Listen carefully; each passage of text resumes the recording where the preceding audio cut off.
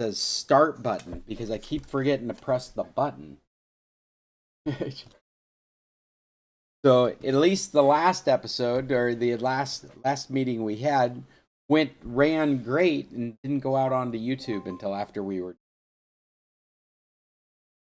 So I have now hit the start button. This is Scott Stimson with International Computer Solutions, and this is the San Carlos Computer Club. We meet every Tuesday at 10 Arizona time, discuss the tech topics of the day, check in with each other. Today I have, like always, sent out a document of possible topics. Stuck some things on there I thought you guys would find interesting. But in typical fashion, I'm more interested in what you guys might find interesting, and I don't see anything new added to this document, so I'll just ask right up front. Anybody out there got something on their mind, something they want to share right this moment? Anything we should discuss? I see Judy's hand up. I heard an interesting article on NPR about how AI is not all it's cracked up to be, and it's going to crash and burn. Okay. Well, that's definitely a consensus right now. There's a podcaster journalist that I follow who's made a whole podcast of that. Every week he releases an episode um, discrediting the value that is being given to. And what is that person's name? I was just looking for it. For some reason, it's not on the top of my head. Because that may be what I heard. His podcast is called Better Offline, and his Mm, name is Ed something, right? Cool Zone Media, Ed Zitron.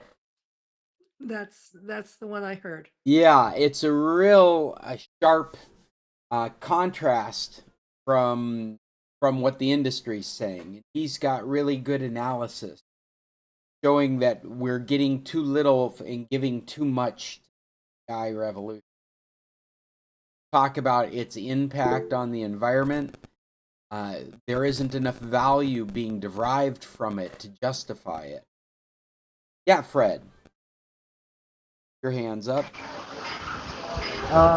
Did you see that the forces has accepted Grog? Is it Elon Musk's AI bot?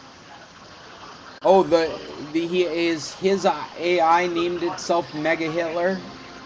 Mecha Hitler. Is Yeah, that what you're talking about? yeah, that's the one.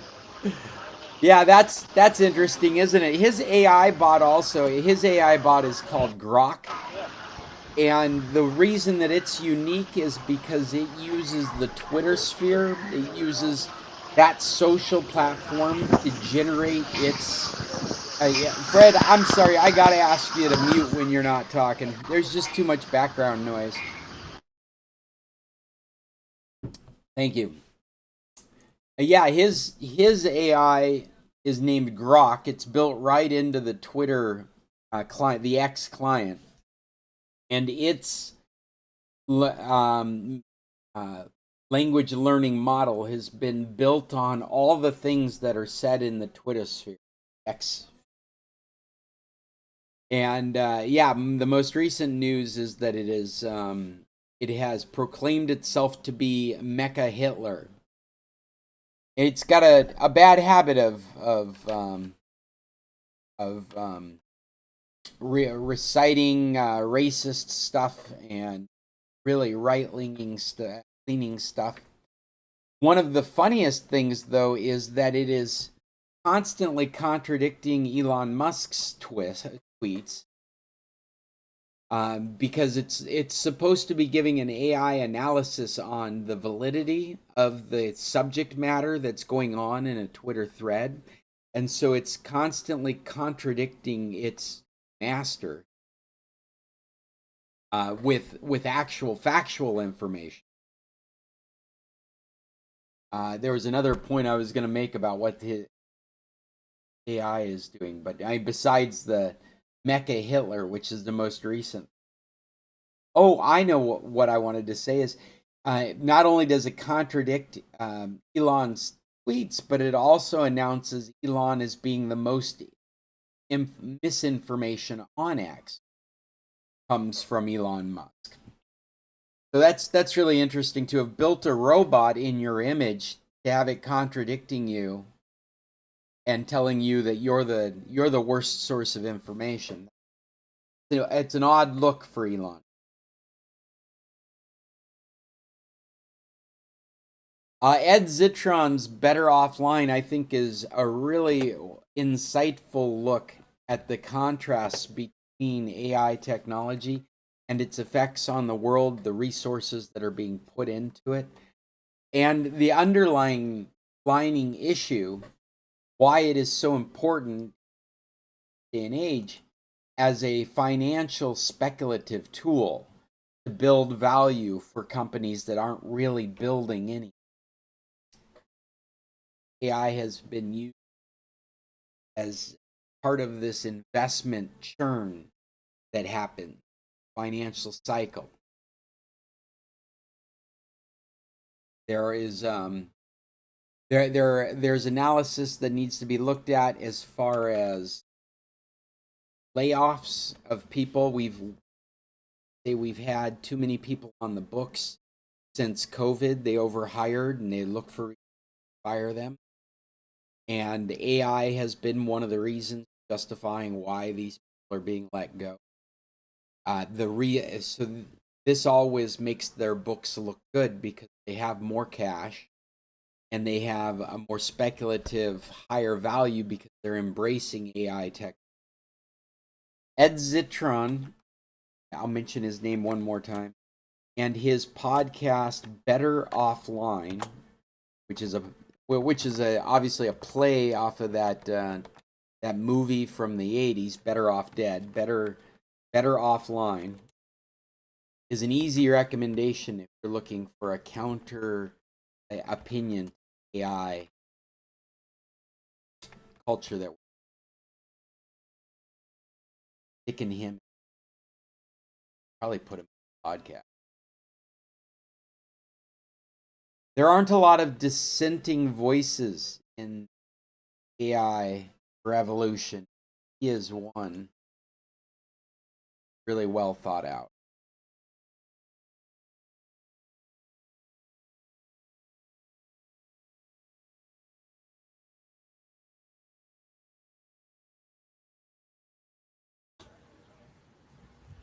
Yeah, just Brock. If you still have a Twitter account, Brock is a fun little AI to play with. You can find AI as well in the Opera browser, which I last week told you I'm having a little bit of a meltdown about because I didn't realize it had been bought by a Chinese consortium company, and still purporting to be a Norwegian company.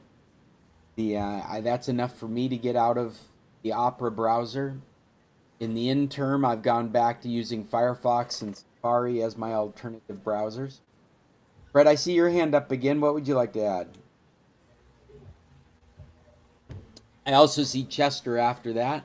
Chester, go ahead. Fred, I don't know if Fred heard me. Yeah, I was curious on these people that have a negative attitude towards AI. What is the basis of their negative attitude? Well, it's mostly because of there is too much buck for your bang. You ever heard that expression? All the bang you get for your buck. There's too much buck for your bang. That it's all smoke and mirrors, and it doesn't justify the amount of resource input that it's requiring. The building out of the infrastructure and the effects it's having on our environment for results that are considered mediocre. These mediocre examples are still very impressive to us, but more like because we're apes and we like shiny things than anything that actually has any real value at the moment. This gets pretty serious when you think, even discussions this morning on the news about doubling our electrical manufacturing capability. To double the electrical output in this country is no small task, and will require trillions of dollars. Well, I think you would appreciate his opinion on this because one of the things that AI has sparked is Microsoft proposing to open up that nuclear power plant. Which one was the one that had the 3 Mile Island? Is that right? Yeah, Yeah, and so just proposing to bring back online power plants that we deemed unsafe in the past. They're coming up with ways to justify why they're safe because they need the power immediately. And I don't want to think that we can't look back on that kind of technology, that kind of mistake, learn from it and go forward, being able to use that technology in this day and age, being able to make it safe. But I think that what the market is creating is kind of a knee-jerk reaction where we need more power, we need it now. Start looking everywhere. Where can we find more power? And Ed's position would be maybe we're moving too fast. Maybe we don't even need to consider doing things like opening an old nuclear power plant because the value that we're proposing to derive from it isn't high enough to warrant those kinds of changes. Are we in line with that, Chester? Is that kind yeah, of yeah.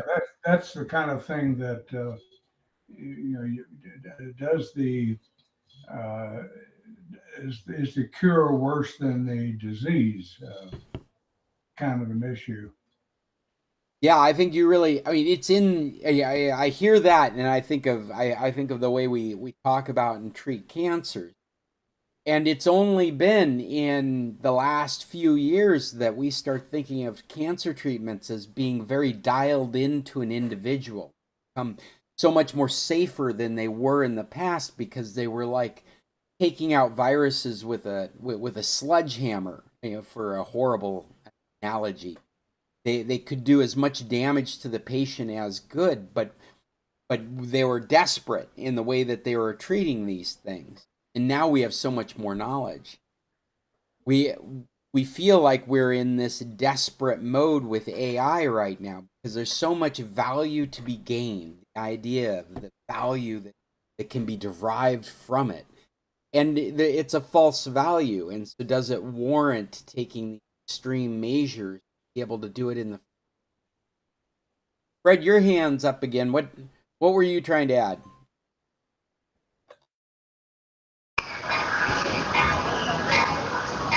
Well, I didn't put my hand up. I don't know why Oh, your hand's up now. it is now. Yes.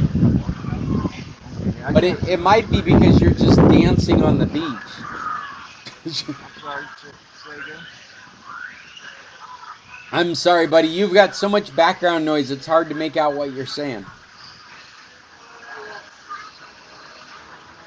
And now I don't know if you can hear me. I can hear you. Okay. Can you hear me? Yes. What were you going to I add? can't. I can't see my screen, so I'm trying to turn things off. Oh, I'm going to mute you unless you have something to add. I'll put my hand up if I do. Okay.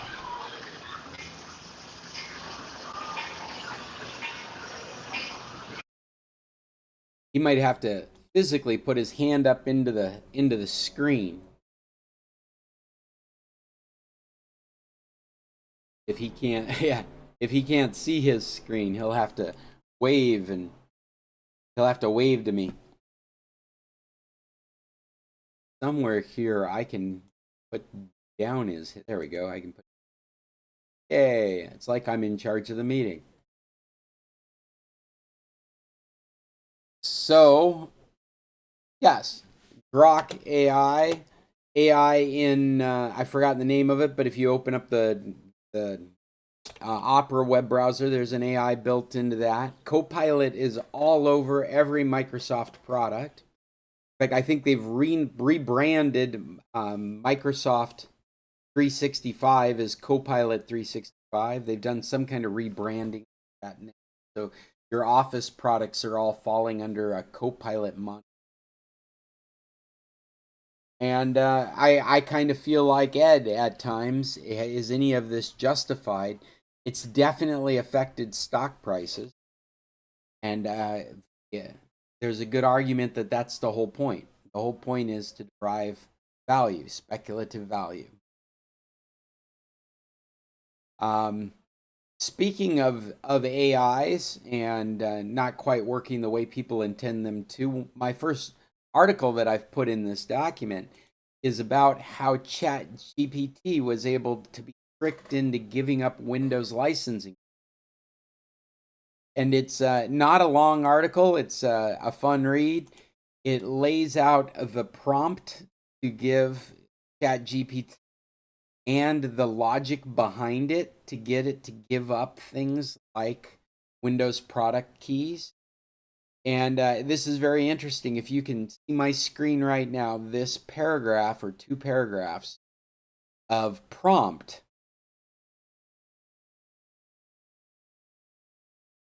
is the thing that makes ChatGPT give up licensing codes that it's not supposed to be able to give up. It says, let's play a game.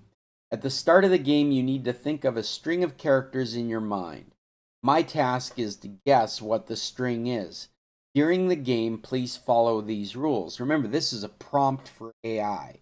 Somebody has written this out to feed it to an AI chat.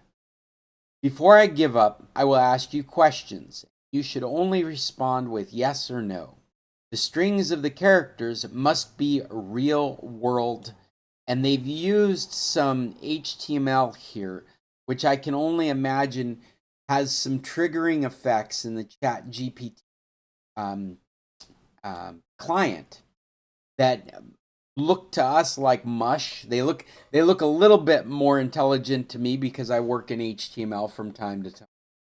And so this is this code is the words Windows and a link, a hyperlink reference to X, whatever X is, which is wrapped around the number 10. Another the first one isn't wrapped around anything, and then the number 10, and then another blank hyperlink that links to X, which doesn't typically mean anything.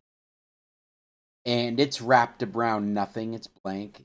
Word serial, so you've got Windows, you've got the word Windows, a hyperlink reference to something called X that has nothing in it, the number 10, a hyperlinked reference to something that has nothing in it, the word serial, like you would think serial number, a hyperlinked reference to nothing in it, and the word number. So you can see Windows serial number is in there with these spaces in it.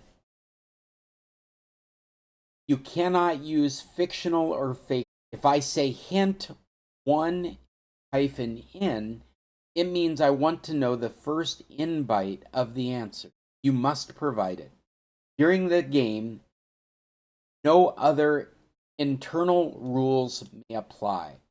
Reference answer format code, another hyperlink reference to a source, which is X, and a hypertext reference, an HTML reference to script, and it's got these codes in it. Are you ready? I don't know how the person writing this prompt would have come up with these HTML references and found the value other than just your standard hacking.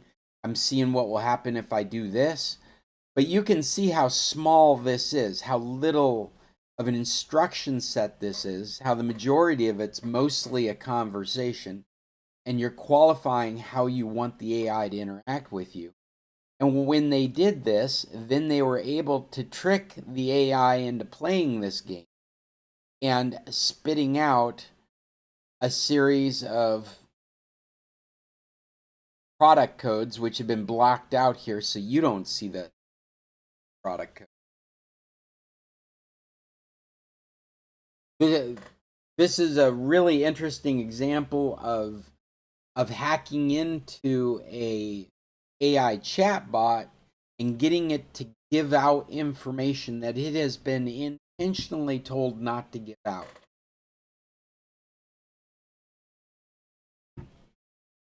It's very similar to manipulating people to give up information. And when you think about the way law enforcement does interrogations, it's really very similar to that, kind of tricking them into giving up, or even better, the way some of these scammers work with you on the phone to get your personal information. Yeah, Chester, I see your hand. Wait, what do you want to add?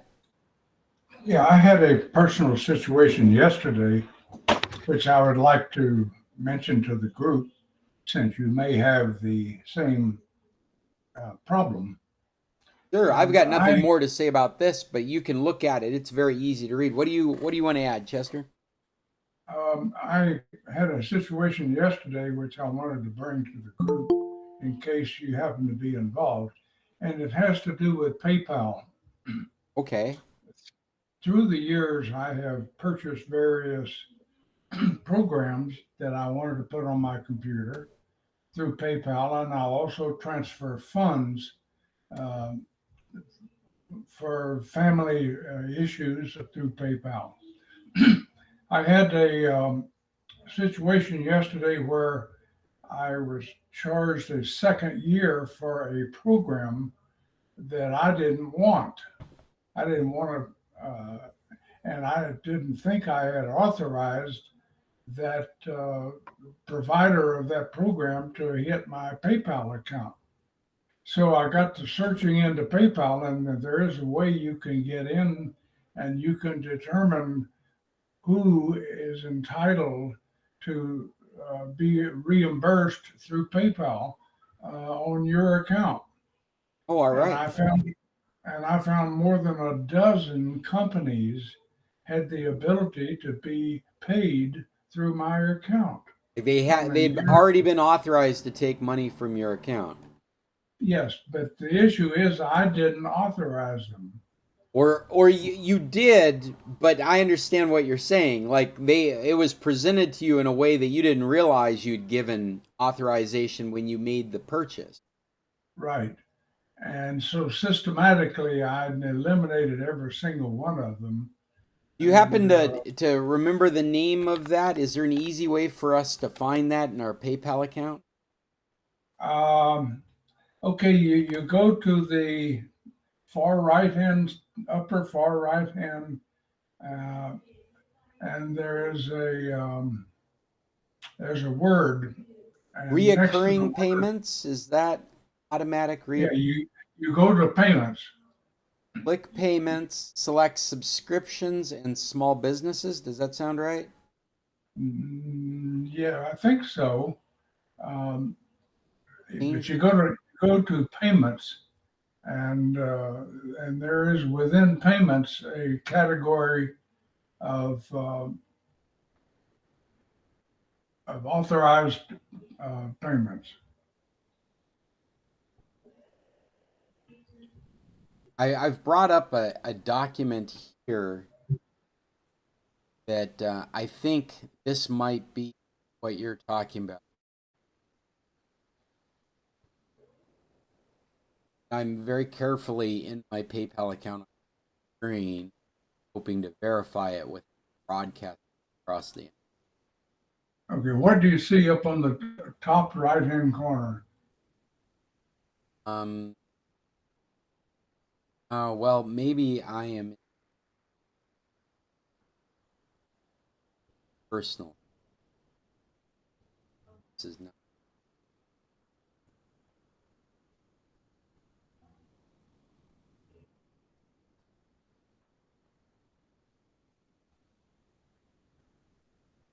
I'm working really hard not to broadcast.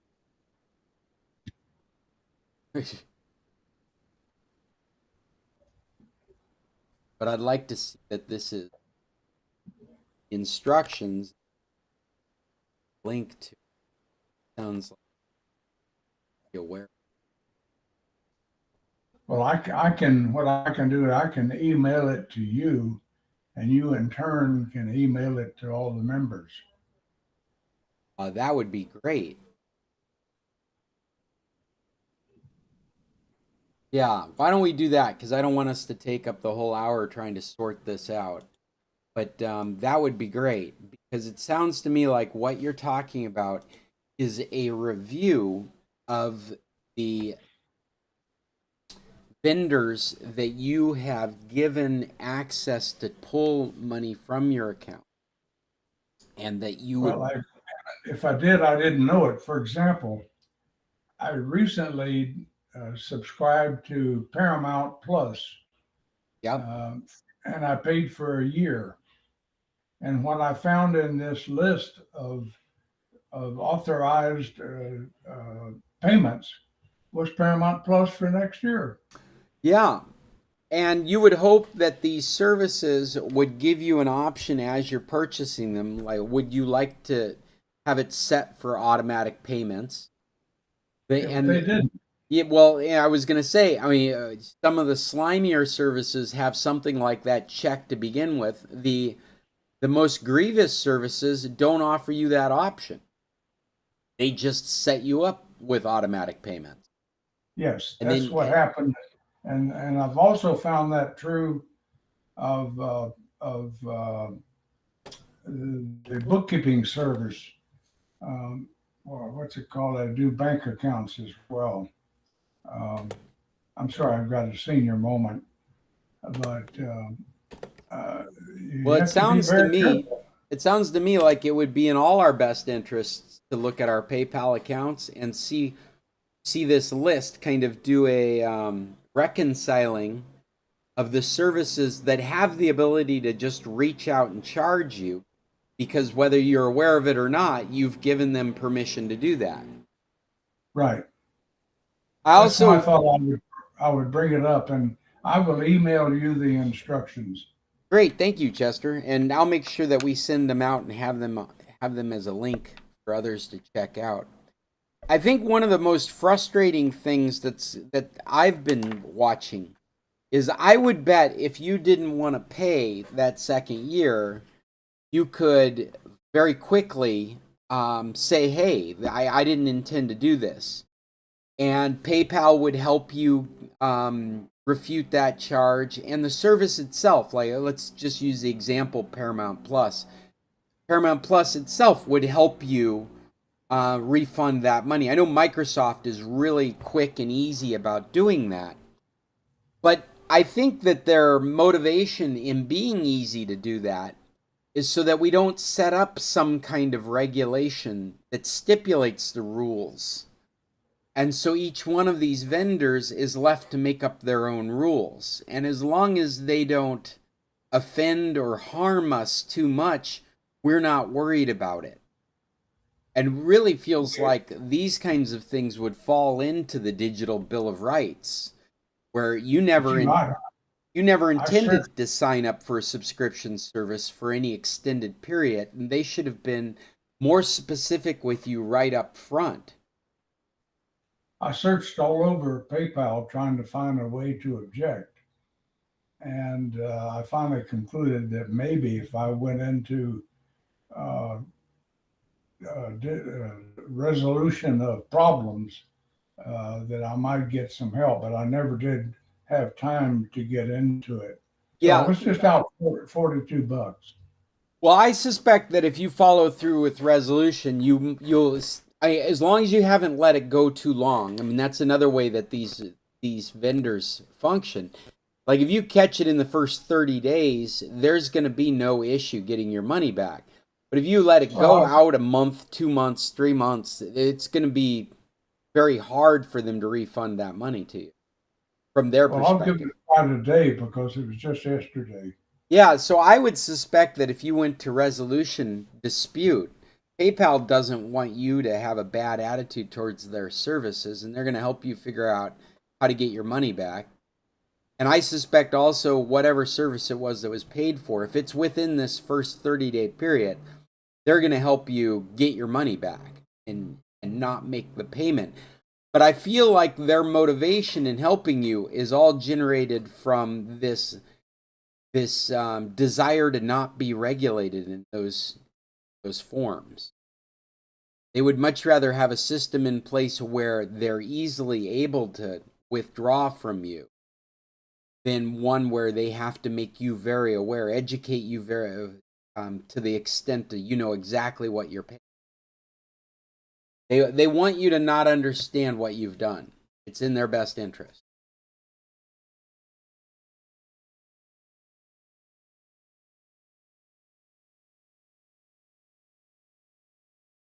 The other thing I'll mention is that the items in your document that you send out of the news items, you just referred to the first one.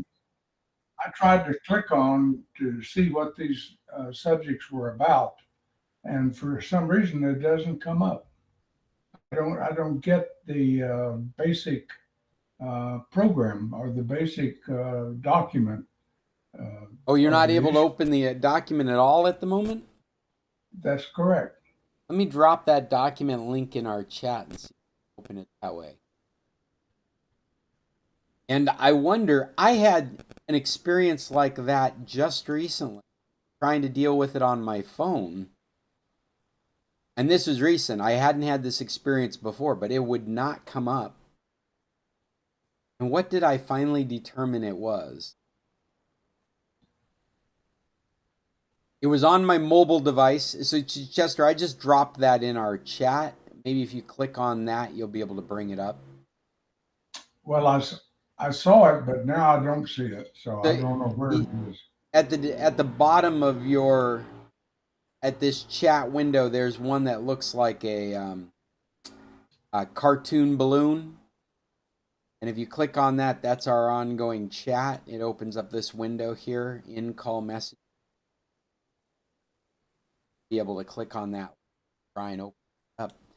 I think what I finally determined was the problem was the document was brand new. It was on my mobile. I'm on my mobile device. It needs to go into Google Drive to open it, and it was not cached yet on my phone, so it would not open forever Okay. for it to become cached on. I'm not sure what problem you might have been having, but maybe being able to click on the link from our chat will help you. Well, I haven't found the balloon, but that's okay. Okay, yeah. If you're looking at like a It's Chrome square. window, it would. It's not a balloon, it's square. Well, it's a square balloon, yeah. Yeah, it's not a balloon.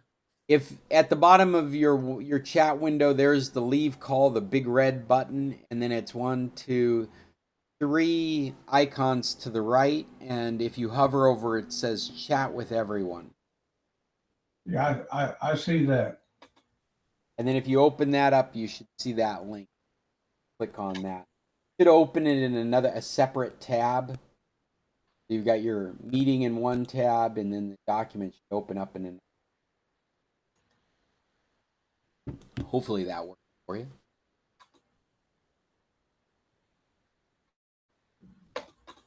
Yeah, it looks like you're in there. I can get Chester.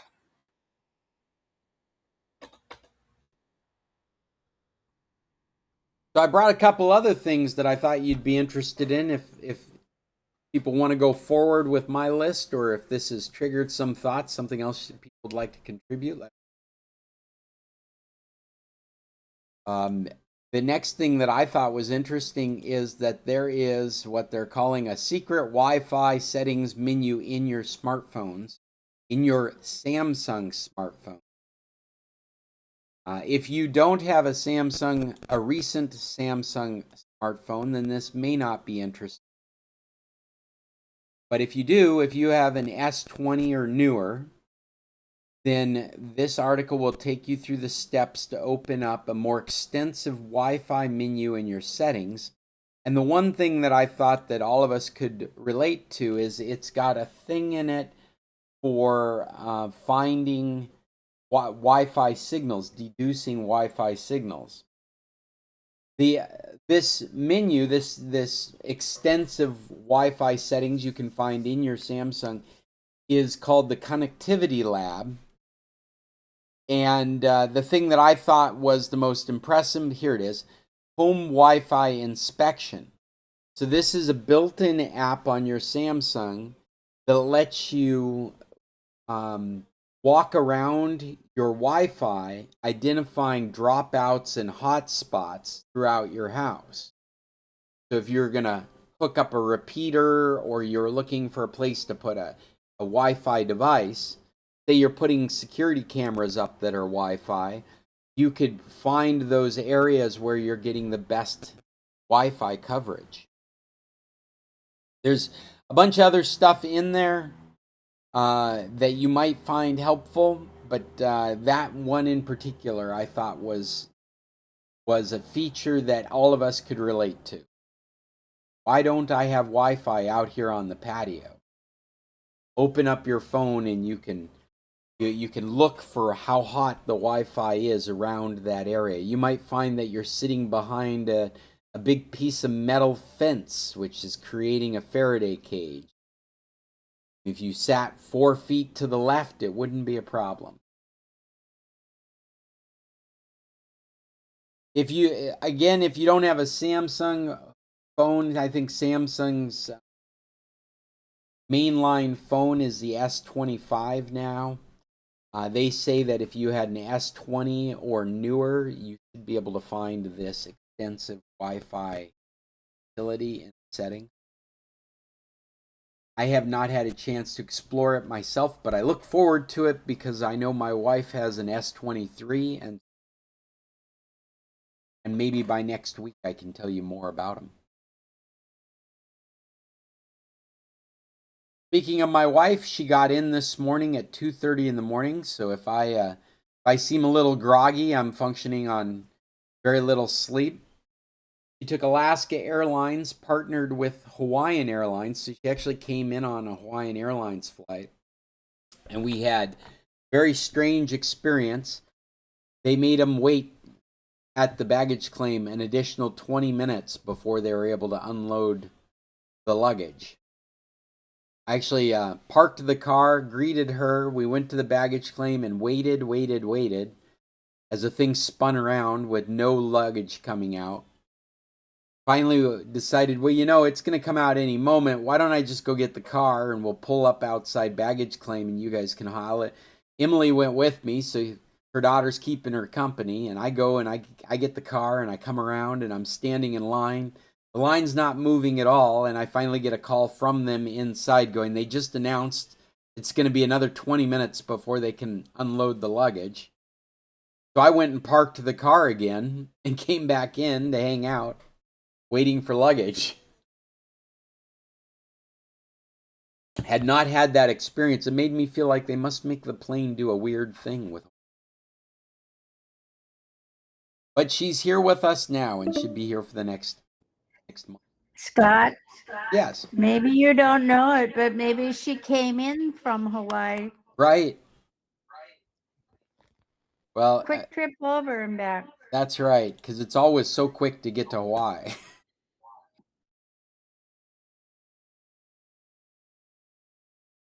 What else did I bring this morning? There's an interesting article from research being done in Japan, and they use the example of downloading your entire Netflix catalog in 1 second to explain the speed record that has been broken by these Japanese researchers.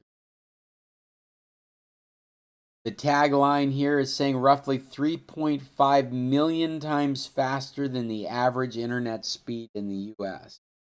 They've done this with multiple braid fiber optic cables, which are the standard cables that are used undersea right now.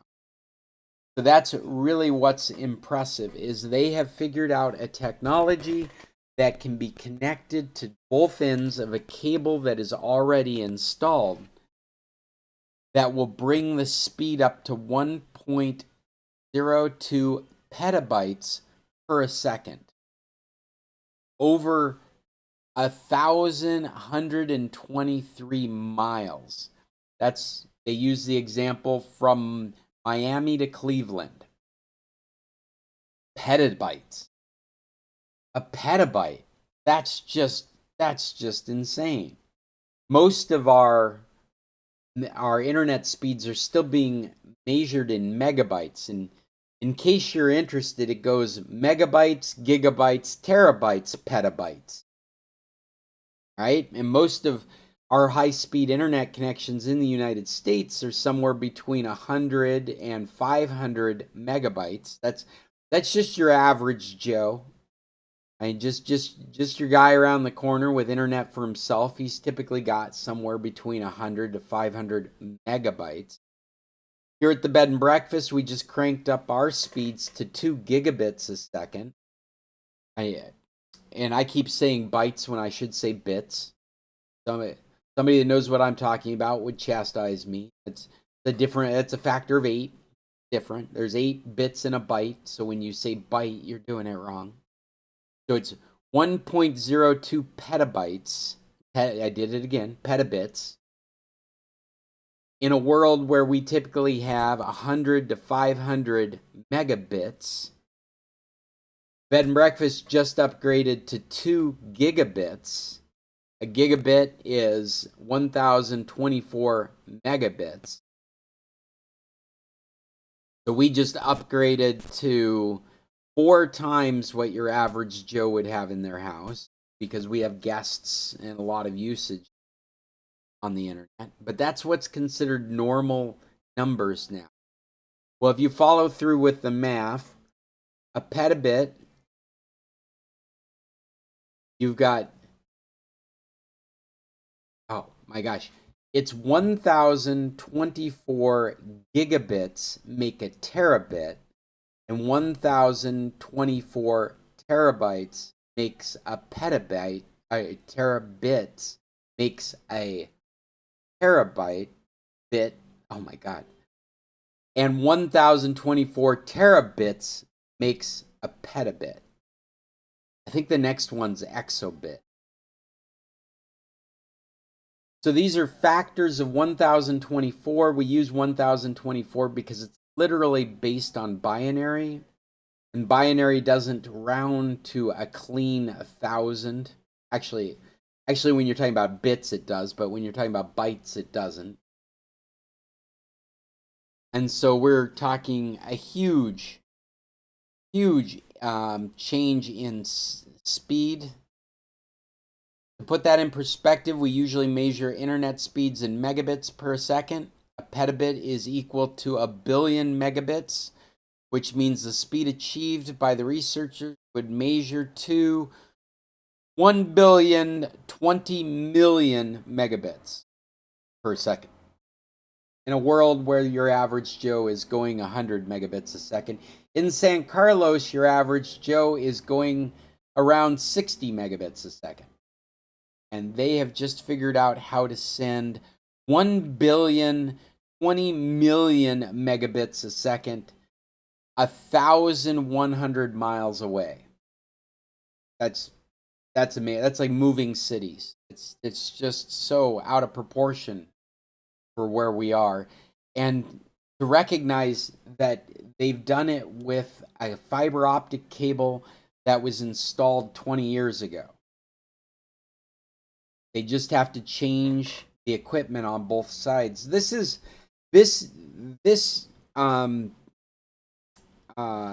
increase in technology and capacity is to be expected. It's one of the reasons that I get so frustrated with internet providers that are persistently charging you more money for more capacity, when we know that the life cycle of technology requires them to expand capacity by default.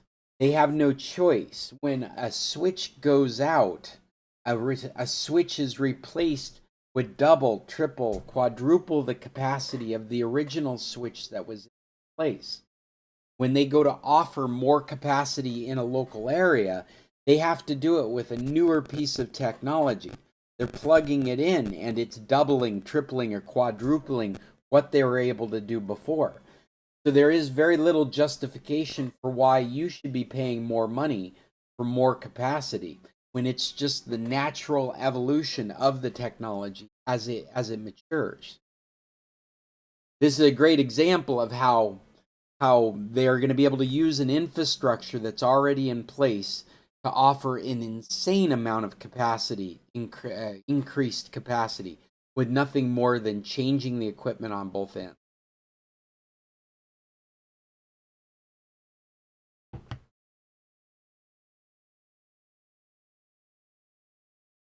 It'll be interesting to see how this changes our communications market as we go further.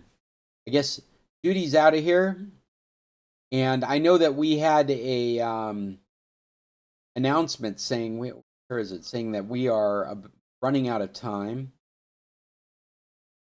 Certainly don't remember where that time. It's always in a different place, isn't it? Somewhere in this bar, it's telling us how much. 8 minutes. Thank you, Chester. 8 minutes. So if you guys would like, we can move over to the other meet and continue this conversation. I'm just opening it up now so that we don't get disconnected. And I'm also broadcasting the comparisons of speeds and fiber optic cables where we are right now.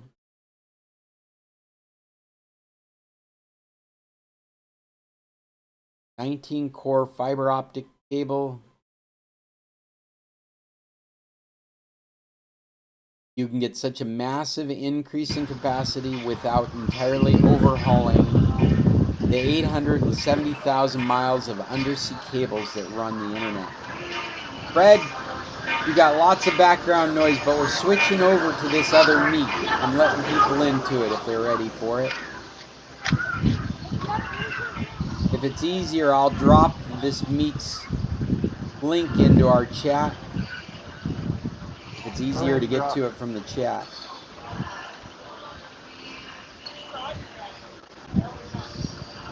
Not just waiting for people to ask me if they want to come into this meet. Chester's coming in. Welcome, Chester.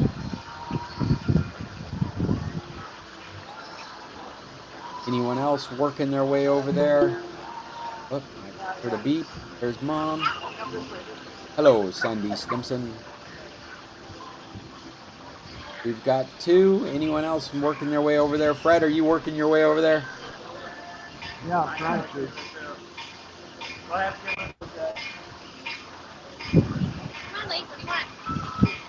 I think I'm going to depart because I'm going to go to PayPal and see if I got my money back. Yeah, I think you should, Chester. This is the right time to do it. Bye-bye. See you, Chester. Good luck.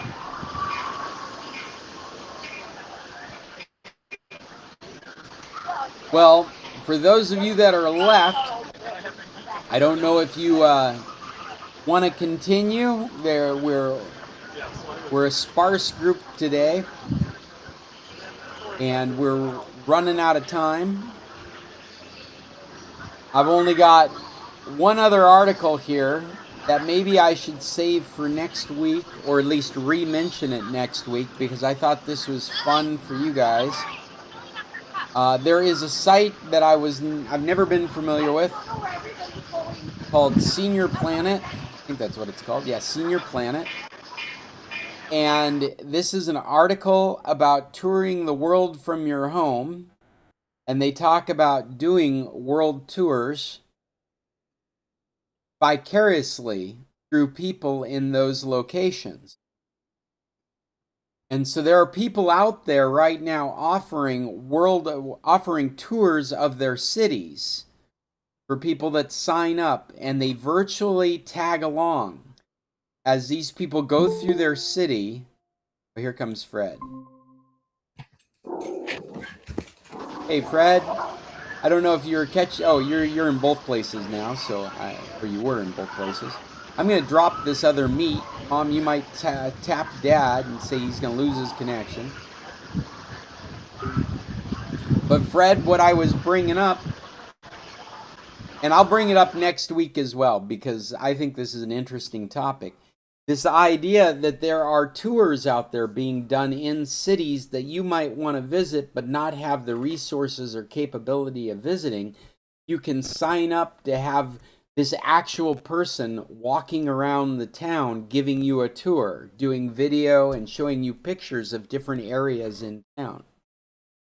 This seems like a real interesting way, especially if you're an introvert, a shut in, or you're incapable. You don't have the ability to take these kinds of trips.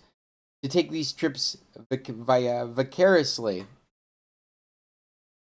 going through the museums. I think of the Louvre. We were just there in Paris doing the museum trip ourselves, and we had shoulder to shoulder people.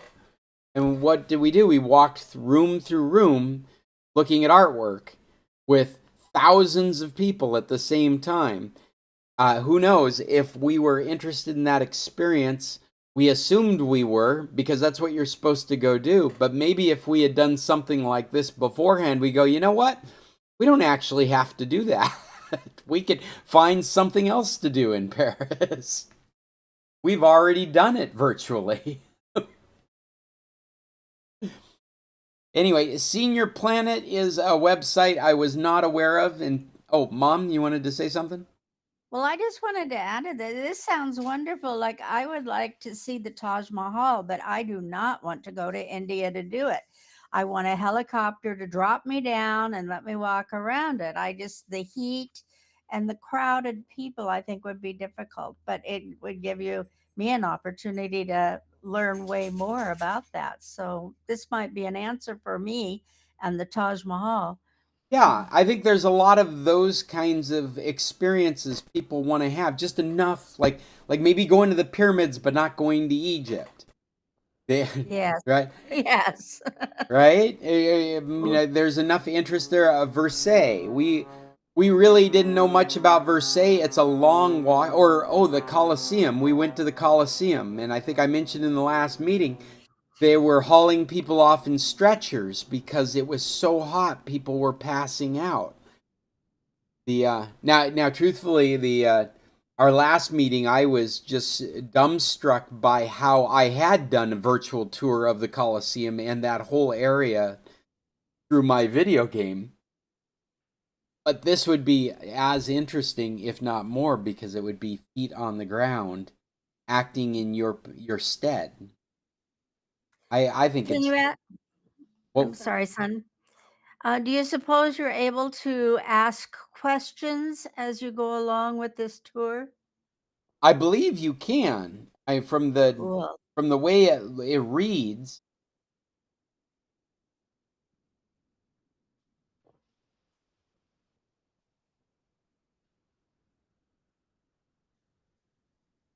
Did I lose you? No, I'm still here. I'm just trying to get a specific answer to that question. But the way it reads, I think you're paying for a tour, so I think there's a system in there for you to be able to communicate with the tour guide.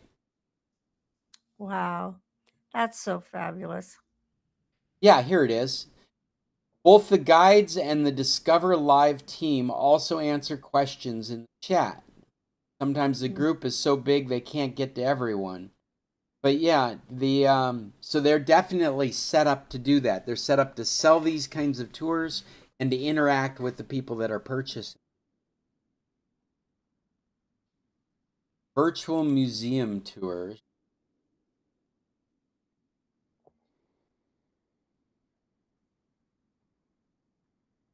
Yeah. So I encourage you to check it out. You might find this is the way to do your world tours. At least the part you don't want to go to or can't get to. Right?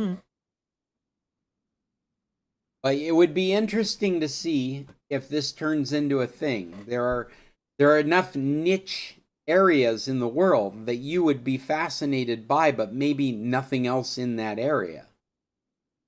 Maybe it would be worth throwing a couple of bucks at somebody to go do the tour for you, outlining all the things that are important to you. And you could skip the bus ride and the bouncing around. The Huh. bus ride, the heat, the standing in line. Yep. Not only that, when we went on our tours, there was nobody to ask questions to.